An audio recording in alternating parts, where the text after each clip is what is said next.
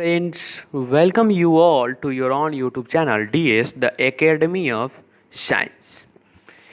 And here we are going to continue our chapter of class 9 matter in our surrounding. This is the 7th lecture of that chapter.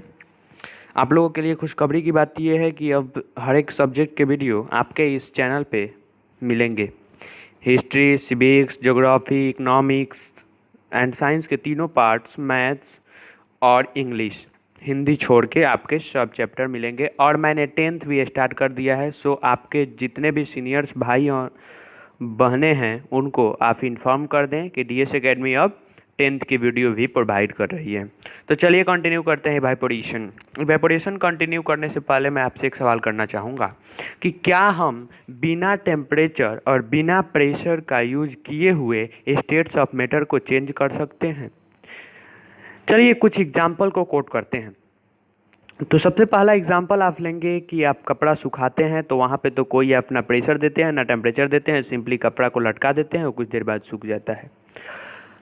और आप पानी रख देते हैं छत पे और 2 दिन बाद देखते हैं तो पानी वहाँ से गायब होता है मैजिक की तरह। तो आप बोलते हैं कि ये इवेपोरेशन है। तो आखिर इवेपोरेशन के दरमियान होता क्या है? तो जितने भी पार्टिकल्स होते हैं लिक्विड के जो पार्टिकल्स होते हैं सरफेस एरिया पे, जिनके पास हायर काइनेटिक एनर्जी होता है वो इवेपोरेट कर जाते हैं। वो फोर्स ऑफ अट्रैक्शन बॉन्डिंग को तोड़ देते हैं। जो दो पार्टिकल्स के बीच में जो बॉन्डिंग होता है, या यूं कहे कि फोर्स ऑफ अट्रैक्शन जो होता है, इनको तोड़ के ये निकल जाते हैं और इसी के कारण ये वेपर में चेंज हो जाते हैं और इस फेनोमिना को ही हम इवेपोरेशन बोलते हैं। What is evaporation? The phenomena of change of a liquid into vapour at any temperature below its boiling point. जी हाँ, नोटेड पॉइंट है कि बॉइलिंग पॉइंट के नीचे, क्योंकि बॉइलिंग पॉइंट कितना होता है वाटर का? 100 डिग्री सेल्सियस होता है।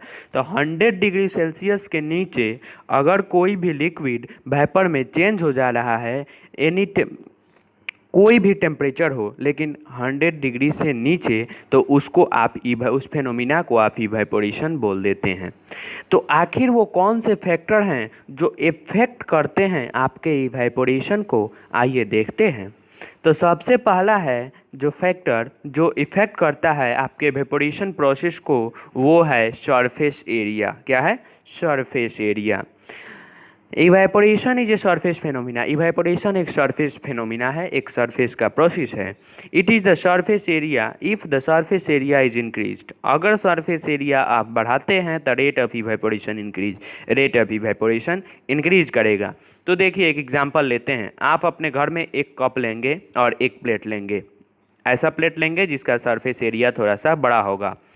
कप और प्लेट दोनों में पानी रखेंगे और 2 दिन के लिए ये पानी किसी खुले जगह पे रख देंगे जहाँ धूप आती हो। 2 दिन बाद आप देखेंगे कि कप में थोड़ा सा पानी बचा होगा लेकिन प्लेट में 1 इंच पानी भी नहीं बचा होगा। यूँ कहें कि प्लेट पूरा सूखा हुआ मिलेगा आपको।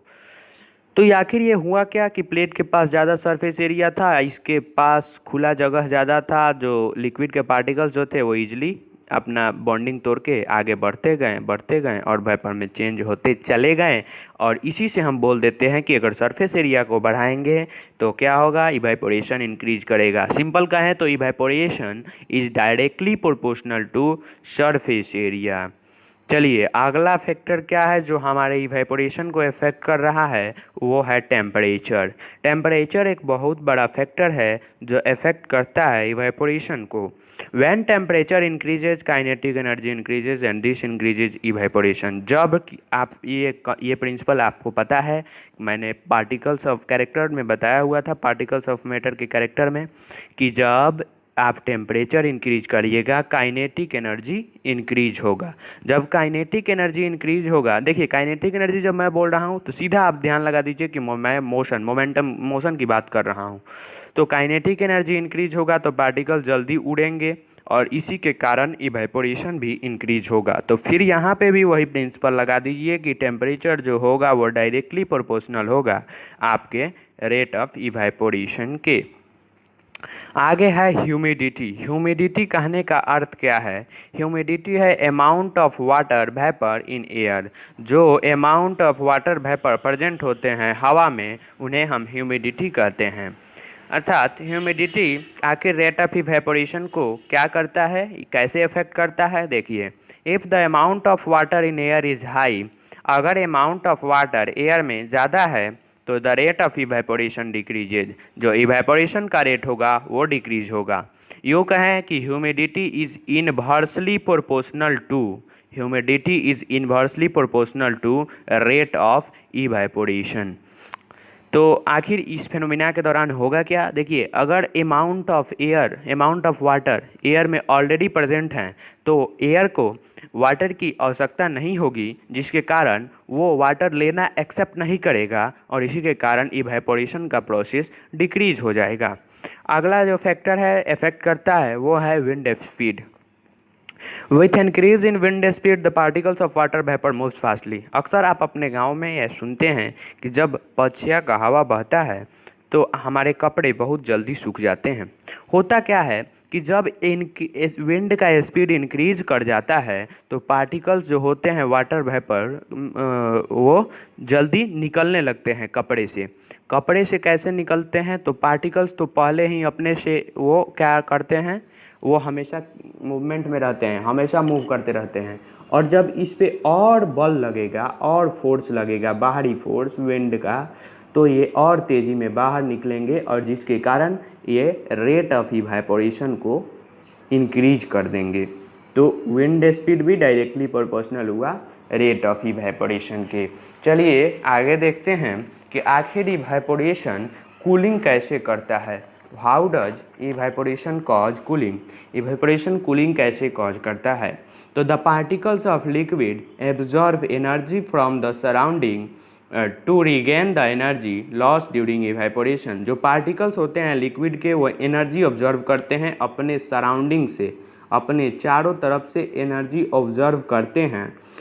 क्यों ऑब्जर्व करते हैं? क्योंकि उनके पास एनर्जी लॉस हो चुकी होती है इवेपोरेशन प्रोसेस के दौरान, इसलिए उन्हें एनर्जी की आवश्यकता होती है और वो अपने चारों तरफ से एनर्जी गेन करते हैं। और यही एनर्जी जब वो गेन कर लेते हैं तो सराउंडिंग का जो इन्वायरमेंट होता है वो क्या हो जाता है, कूल हो जाता है। चलिए एक एग्जांपल लेते हैं। आप अपने हाथों पे, पाम पे, यहाँ पे आप लेंगे पेट्रोल, थोड़ा सा रखेंगे, तो पेट्रोल रखेंगे तो थोड़ी ही देर बाद वो पेट्रोल लुप्त हो जाएगा। वो होगा क्या कि आपके हैंड से वो एनर्जी ले लेगा, और जब वो एनर्जी ले लेगा तो वो इवेपोरेट कर जाएगा और इसी के कारण आपका हाथ ठंडा पड़ जाएगा। ये आप महसूस करेंगे अगर ये एक्टिविटी करते हैं तो। चलिए इस प्रोसेस के दरमियान होता क्या है वो देख लीजिए, कैसे कूलिंग होता है। Some of the liquid particles have high kinetic energy. मैंने यहाँ बताया था कि सबसे पहले कि कुछ लिक्विड के पार्टिकल्स होते हैं उनके पास बहुत ज़्यादा काइनेटिक एनर्जी होते हैं। तो वो काइनेटिक एनर्जी कुछ ही पार्टिकल्स के पास हाई होते हैं। जब ये काइनेटिक एनर्जी कुछ पार्टिकल्स के पास हाई होगा तो देखिए यहाँ पे एक अरेंजमेंट है पार्टिकल्स का, इन दोनों के पास अगर हाई काइनेटिक एनर्जी है, ये बाहर निकलेंगे, तो ये अरेंजमेंट जो है वो अरेंजमेंट तो चेंज हो रहा है ना हमारा, क्योंकि एक पार्टिकुलर अरेंजमेंट है और ये मॉलिक्यूलर अरेंजमेंट चेंज हो जाएगा। तो चेंज होगा तो सॉलिड तो बनेगा नहीं, तो सॉलिड नहीं बनेगा तो क्या होगा, काइनेटिक एनर्जी इनका डिक्रीज हो जाएगा, एवरेज काइनेटिक एनर्जी डिक्रीज हो जाएगा। यही मैंने यहाँ पे लिखा है, now kinetic energy of remaining particles of the liquid decreases, मतलब एवरेज काइनेटिक एनर्जी जो रिमेनिंग पार्टिकल्स हैं उनके डिक्रीज हो जा रहा है और टेम्परेचर फॉल डाउन होगा। क्योंकि देखिए टेम्परेचर जो है वो डायरेक्टली प्रोपोर्शनल है किसके, काइनेटिक एनर्जी के। और मैंने बताया है जब काइनेटिक एनर्जी डिक्रीज करेगा तो टेम्परेचर भी डिक्रीज करेगा, तो इसी के कारण टेम्परेचर डिक्रीज कर जाता है और इसी के कारण आपको कूलिंग महसूस होता है इस प्रोसेस के दरमियान। तो आप समझ गए होंगे कि आखिर ये प्रोसेस कूलिंग कैसे करता है।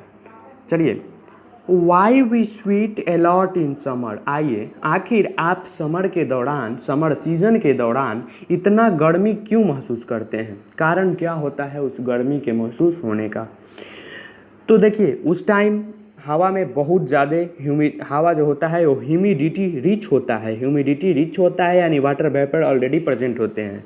और जब आपके हैंड से पसीना आता है तो वो पसीना एयर नहीं लेता है, एयर ऑब्जर्व नहीं करता है, यूँ कहें कि वो इवेपोरेट नहीं होता है, वो फिर आपके शरीर में स्टिक होके और फिर अंदर की तरफ पोर से चला जाता है और फिर गर्मी होती है, फिर वही पसीना आता है। इसी के कारण ये फिनोमिना लगातार होता है। Because at that time air already has high amount of water vapour in humid and hot weather, the sweat that comes out of skin not evaporate and remains sticking to your body, और इसी के कारण वो stick हुए रहता है। अच्छा, आपको कोई बोलता है कि बाबू गर्मी का दिन है, कॉटन पहनो अच्छा रहेगा, क्यों बोलता है? ये क्वेश्चन आपको इस चैप्टर से 3 मार्क्स दिलाएगा। ये क्वेश्चन अगर आप इसे ध्यान से सुने तो कॉटन जो होता है एक गुड ऑब्जर्वर होता है, किस चीज़ का? वाटर का, जो हेल्प करता है आपके पसीना को एब्जॉर्व करने में और एक्सपोज करने में एटमॉस्फेयर में एक्सपोज कर रहा है।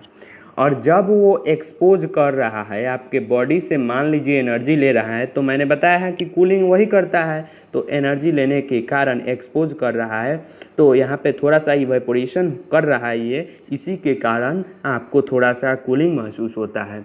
अगर ये एक्टिविटी आप नहीं समझे हैं तो मैं फिर से कहना चाहता हूँ कि ये आपके बॉडी से पसीना को ऑब्जर्व करता है। ऑब्जर्व करने के बाद ये आपके बॉडी का एनर्जी लिया और इसको पसीना को इवेपोरेट कराया इन्वायरमेंट में। इवेपोरेट कराया तो आपका बॉडी थोड़ा सा कूलिंग महसूस करेगा, और इसी के कारण हम लोग बोलते हैं कि कॉटन एक अच्छा ऑब्जर्वर है हीट का। तो आज यहीं ख़त्म करते हैं इस लेक्चर को। और हाँ, अपने जितने भी फ्रेंड्स हैं उनके पास वीडियो को ज़रूर से ज़रूर शेयर करिए, और वीडियो अच्छा लग रहा है तो लाइक करिए, नोट्स बनाइए, पढ़िए, और इस पैंडेमिक सिचुएशन में आप घबराइए नहीं, DS एकेडमी आपके साथ है। तब तक के लिए धन्यवाद। वीडियो अच्छा लगे तो share, subscribe and like. Thank you.